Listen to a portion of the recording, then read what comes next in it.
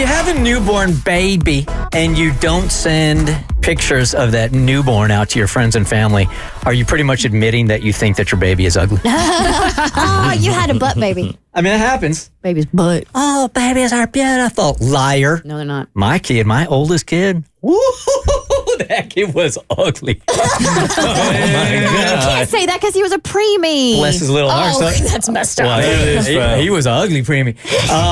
He had that big old banana head. Bless his little heart. His face was all red on one side, blue on the other. That was an ugly kid, man. So we weren't sending out too many pictures initially. Maybe this is the reason why, Cassie, here, that they are not sending out pictures. She writes, I gave birth to my first baby recently, and when we got checked in at the hospital, my husband and I obviously told a few people, including my parents. My mom's immediate reaction was, let us know if you change your mind and you want us to come to the hospital, even though for weeks I said I didn't want anyone at the hospital. Then she said she was packing and said, we're coming, of course, but not to the hospital. They assumed that they could wait at my house, and I said no. After 21 hours of labor and 3 hours of pushing, my son was born and we let my parents know. Immediately, they were asking for photos. And I understand they're excited and they already love him. But holy crap, I felt like they were being needy and not respecting that I was tired. I was talking to hospital staff, trying to learn to breastfeed, all of the things. Once we got moved to a recovery room, my husband and I talked, and we decided to hold off on sending pictures to anyone, including his two favorite people, his dad and his grandmother, so it's not like my parents were being singled out. I can't even really explain why we didn't want to send pics of our son out right away. We both just had some anxiety about sending a photo to someone and then that photo spreading like wildfire to people we didn't consent to having a photo of our son. So we just decided to hold off. Not forever, but for now. We literally already talked about how excited we are to send Christmas cards this year, but it's not a forever thing. My parents lost their minds. They blew up both our phones. They stressed me out to the point of tears. So my husband called my dad to ask them to stop. And my dad had the balls to hang up on my husband. And then my dad tells me that he and my husband don't ever need to speak or see each other again. What? Well, this escalated quickly. Right? Mm-hmm. When I was discharged and sent home, I sent my parents 3 texts about us being home and asking to FaceTime with them so they could see my son via video since we weren't doing photos. They ignored me. We finally FaceTimed yesterday, and my mom told me she had been sobbing all day, and it was torture waiting for a photo. I told her then that she made my labor all about her and that no one asked me and my husband what we wanted. It was all about what they wanted.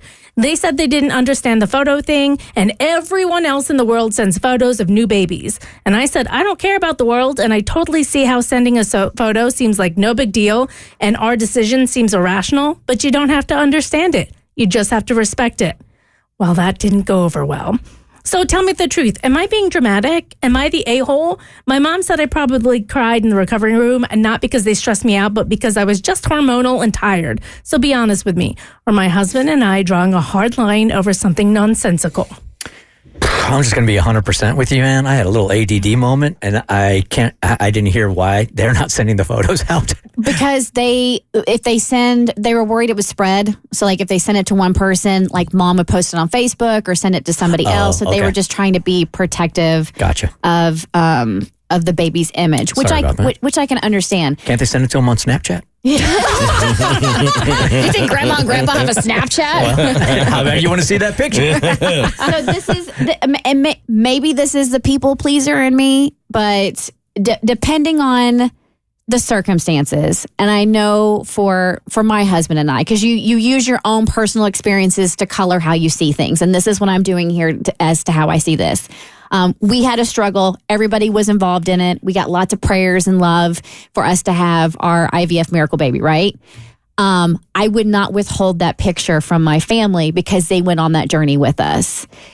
Probably something different here, or maybe this is the first grandbaby, so they're very excited. Yes, it is your child. Yes, that was your labor and delivery, but you wouldn't be here if it wasn't for your parents. Like that is that's their DNA. Like that's their ancestry, and that's their history, and that's their future. So the idea of not sending a picture, if they She didn't want people in the delivery room. They honored that. She didn't want people at the hospital. They honored that. So the little nugget you can give them is a picture of the baby after the baby's born. And you text that with, please do not share. This is just for you. Here's your beautiful grandson. Here's your beautiful granddaughter. So personally, do I think it's an a-hole move that they didn't send a picture? It's well within their right. But yeah, I think it's kind of a-holey that they didn't share.